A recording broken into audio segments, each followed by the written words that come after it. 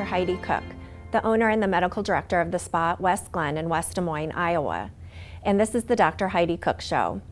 Before we get started on today's topic, which is doing a spring health cleaning, I had two different announcements. One is a couple weeks ago we presented the Mother's Day contest, Take Your Mom Out to the Ball Game.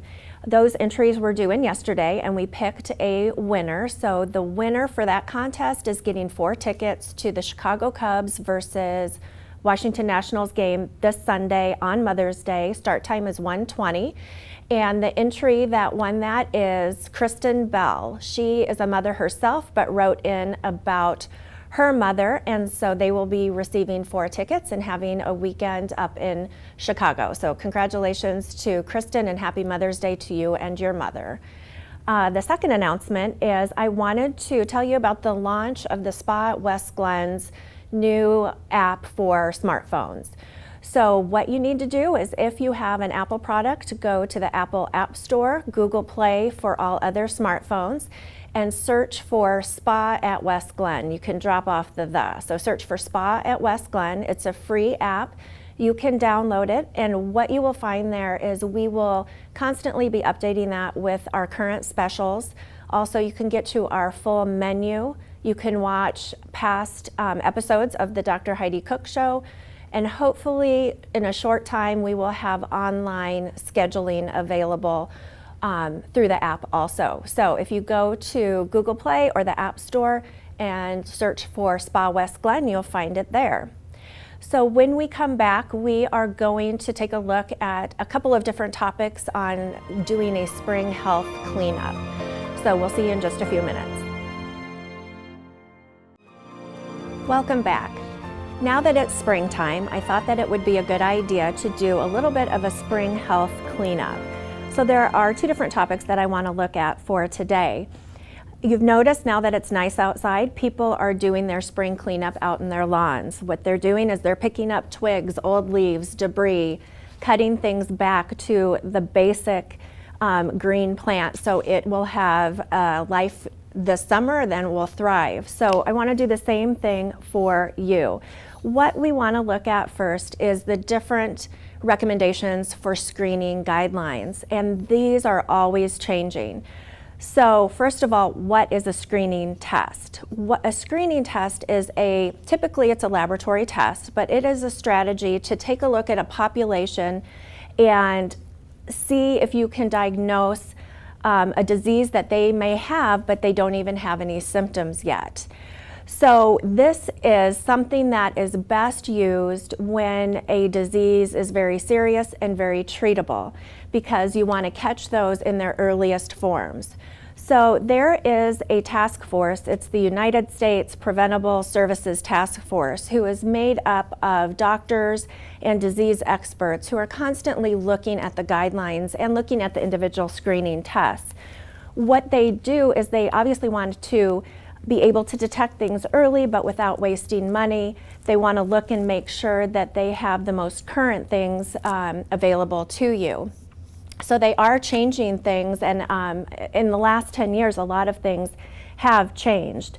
One thing that's important about a screening test, it needs to have a high sensitivity. What that means is when you're looking at a population and doing a screening test, you want to catch everybody who potentially has that disease. What that means is you are going to get a few people who have a positive screening test that don't end up having the disease, and those are called false positives. You have to have some of those in order to catch everybody that actually has it.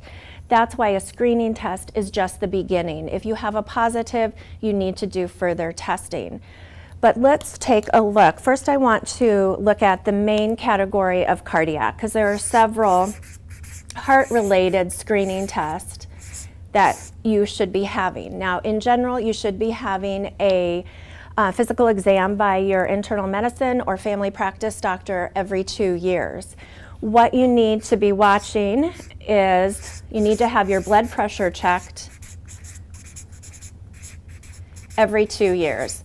This is the medical shorthand for every, so we're going to be using that. So every 2 years.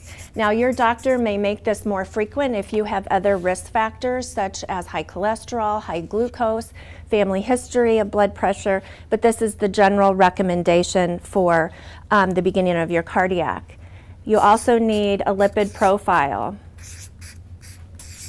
This is your cholesterol test, and this needs to be every 5 years, starting at 20 years of age. So every 5 years you need to have your cholesterol checked. Again, if you have a family history, other risk factors, that certainly may be more often. This is just the kind of basic guideline. In addition to that, you need to have your BMI checked, which they will do every time that you go into a doctor's office. And the last one under cardiac is you need to have your blood glucose checked. This starts at age 45 and needs to occur every 3 years. So what this one does is it catches people in that pre-diabetic stage. Once you get to having actual type 2 diabetes, you're looking at more invasive treatment. If we can catch those people in the pre-diabetic phase, you have a lot better chance of turning things around. So for cardiac, these are just your basic guidelines from the United States Preventative Service Task Force. So the next category that I want to look at are the cancer screenings. So one that has had some changes recently is the colorectal cancer. It used to be anybody over 50 needed a colonoscopy every 1 to 2 years, and that has changed. There are actually several different ways to screen. And the interesting thing is one of the tests that you can do is basically looking for microscopic blood in the stool. That is a test that is done every year if that's the way that your doctor chooses to do that. The downside of that is that most cancers originate from polyps or outgrowths of the colon wall. And so it's a much better screening test to actually be able to visualize if there's any beginnings of polyps or polyps already there. So even though that is a screening test to look for microscopic blood, might not be the best option. So what they do recommend is you can do one of two things. The most typical is to have a flexible sigmoidoscope every 5 years. So if you do that every 5 years and in addition have the occult blood test on stool every 3 years, you are pretty much covered for both finding those polyps, but also finding any microscopic blood. So this is the best way to do this. What doctors will do is if you have family history of colon cancer, if you have inflammatory bowel disease, or there's a known polyp disorder in the family, they will up the frequency of this. This needs to start at age 50 and goes through age 75 or 74. So that's when you need screening for this. There is a recommendation for lung cancer, and this really has to do with the heavy smokers. What they define as heavy smoking is a 30-pack year history. What that means is that if you have smoked 1 pack a day, every day for 30 years, that's a 30-pack year history. Also, if you've smoked 2 packs a day for 15 years, that's a 30-pack history. So that's what the people that they're looking at. If you are currently smoking that, you're included. And if you have quit, but it's been within 15 years, you're still needing to have this screening. What they do is a low-dose spiral CT is what it's called, looking for evidence of lung cancer. So that is the lung cancer recommendation.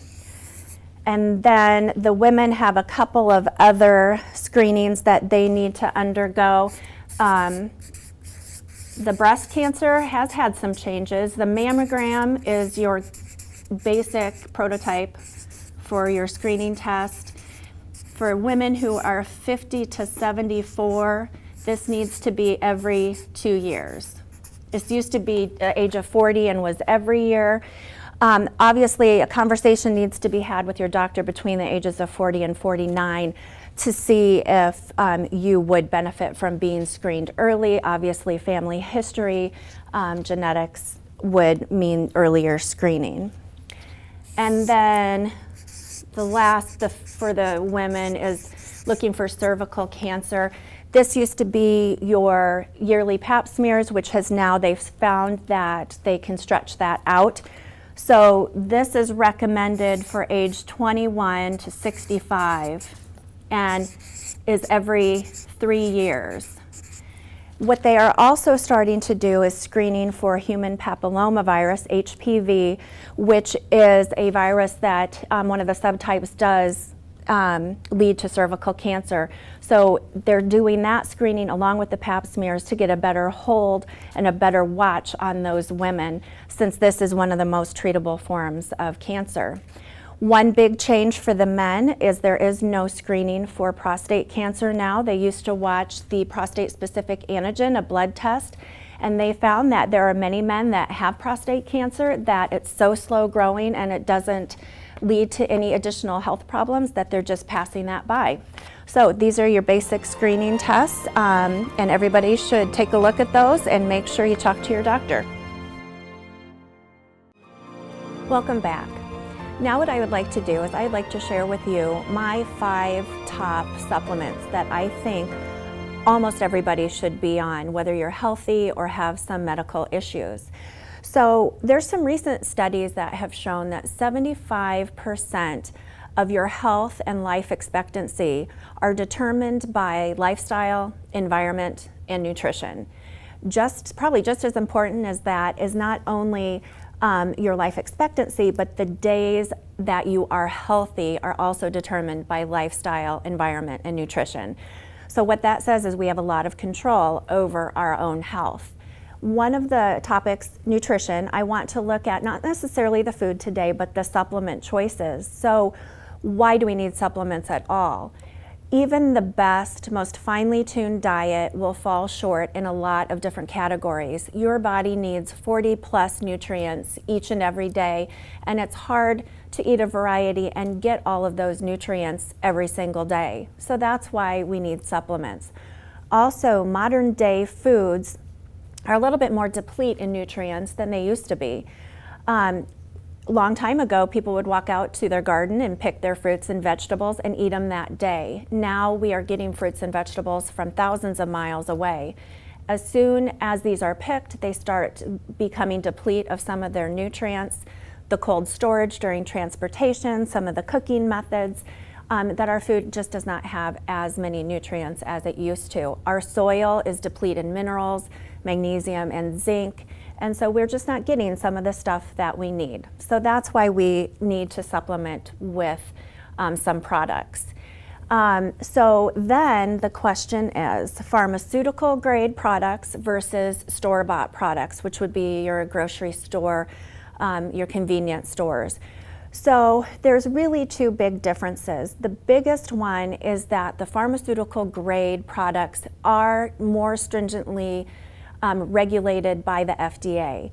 They are looked at for content, for efficacy, and for safety. So for content, what the FDA says is the pharmaceutical grades have to have 99% of what they say is in that capsule. So if a capsule has 100 milligrams, it has to have 99 milligrams in it at least. The store-bought brands are not checked for content or efficacy. They are for safety, but they have found that there is great variance in the actual amount that is in each capsule in the store-bought products. So also with the pharmaceutical, the purity of the products is much higher, meaning you have much better ingredients. With pharmaceutical grades, there's lots of research that goes into it, and you as a consumer can even go to websites and pull up, this is just on their vitamin, and pull up reading material and know exactly where it all came from. So this is just one brand. This is orthomolecular. There are many pharmaceutical grade brands out there that are great. Douglas Laboratories, Thorne. This is just one of them. So the first one that I want to look at is your basic multivitamin. The things that are important for a multivitamin, there's a ton of information, but for the sake of time, I'm going to have to really focus on what I would want you to look at when you're out there buying it. So what you want to look at for your vitamin is you want to make sure that your minerals are chelated. What that means is when they're chelated, they are attached to something else. In most cases, it's an amino acid. Amino acids make up proteins. Your body recognizes those. So if you have an amino acid, it's going to absorb that more quickly, and that mineral is going to go right along with it. So it's an absorption thing. You have better absorption if your minerals are chelated. So that is very important. You can up the chance of absorption if you take your multivitamin with a meal. That's kind of a natural chelation if you're eating protein at that time, but it's very unpredictable, so I would go with the chelated minerals. Also, even though it's convenient to take a once-a-day multivitamin, a multivitamin that you can take, that you need to take twice a day, is a much better option. You're going to be actually absorbing more, getting more for your money. The once-a-days have binders and fillers that don't allow for complete absorption. So they're not harmful, you're just not getting your money's worth out of them. So looking for chelated minerals is an important thing with your multivitamin. The next one that I wanted to talk about are fish oils. This is their fish oil. And a fish oil these are omega-3s, very powerful antioxidants. So what is an antioxidant? Anti meaning against, oxidation. So against oxidation. So what's oxidation? Every chemical reaction in our body, whether it's metabolism or creating hormones or trying to fight off stress, every reaction has an end product or a byproduct that's called a free radical. A free radical is a molecule that's unstable. What these free radicals do is they go to the healthy cells. They're missing an electron, and they take an electron away from our healthy cells. What that does is it causes that cell to either become modified or it kills the cell. So free radicals cause inflammation, disease, aging, a lot of things that we don't want.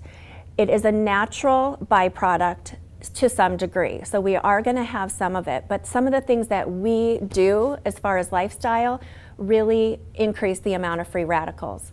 What that is if we eat a lot of sugar, eat a lot of fat, if we drink, if we smoke, if we are around a lot of chemicals, we just have an increased amount of free radicals and a bigger need for a fish oil that has your antioxidants.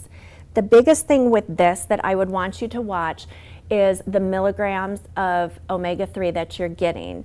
What's important is if you look at the front of the bottle, it typically will say, this one says 820, some will say 1200. But what you need to do is flip it over and look at the label. You want to add up the EPA and the DHA. Those are the two most important ones. That's the milligrams that I want you to pay attention to. There are extra omega acids in there, omega-3 in there that really don't count as much. So there are some bottles that say 1200. If you flip it over, add up EPA and DHA, you're only sitting at about 600. Dosing 1,000 to 5,000, big dose range. 5,000 if you're having cardiac issues, and if you are trying to fight off some of the neurologic issues, mood disorders. For general health, 1,000 to 2,000 is probably where you want to sit. So that is your fish oil. My favorite is magnesium. Magnesium is used in over 300 plus reactions in your body, so it's used a lot. It helps with nerves and muscles and mood disorders and cramping. So all of those different things. The thing to look at with magnesium, it has to be bound to something, whether it's an oxide, a taurate, glycinate, malate, and you want to look and make sure it has a form that you want. Even though magnesium oxide is the cheapest, it is the least absorbed. Again, not harmful, you're just not going to get the benefit. What you want to look for is those others or a combination. So this particular one has magnesium malate, glycinate, taurate, and is also chelated. So that's your magnesium. Orthobiotic, this is their probiotic that keeps your gut healthy. So whether you have problems or you don't, this can be helpful. 70% of your immune system is actually in your GI tract, so keeping that healthy will help with your overall health. What you want to look for in this is the colony forming units. In this one, there's 20 billion colony forming units. What you want to look for, though, is that you want multiple strains of microorganisms. So if you have 20 billion but only 2 strains, that's not as effective and not as great of a probiotic if you have 20 billion and 6 strains. So look how many strains of microorganisms are there. The last one of my top 5 is vitamin D.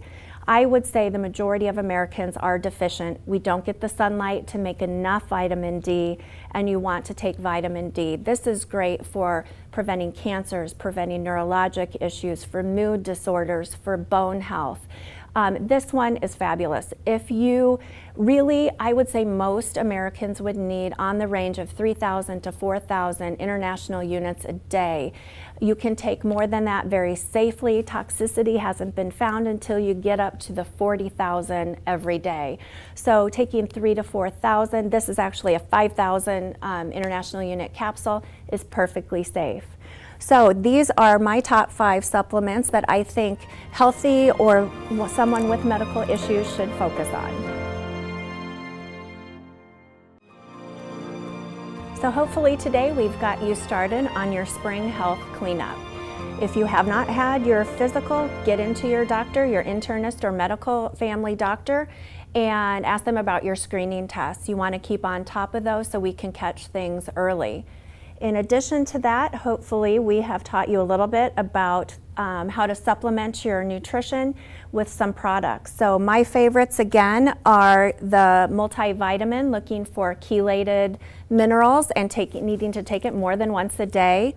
Your omega-3 fatty acids, dose depends on if you're healthy or fighting some medical issues. So anywhere from 1,000 milligrams to 5,000 would be your dose. Magnesium is great for muscle, if you have some muscle cramps from exercising, any mood disorders, nerves, anything like that. If you're stressed, you really eat up your magnesium, perfect one to take. Third one is orthobiotic, keeping your GI system healthy.